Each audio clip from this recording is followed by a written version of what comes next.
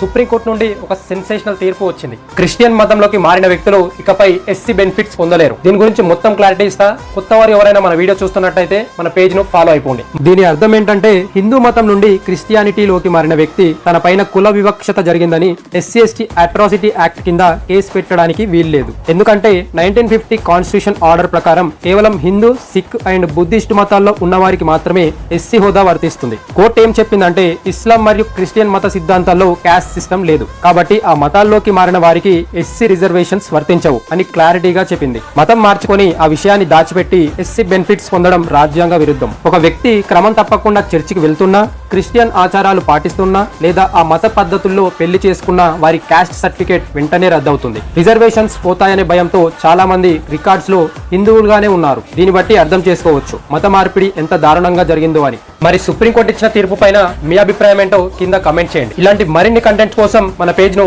Follow అవ్వండి.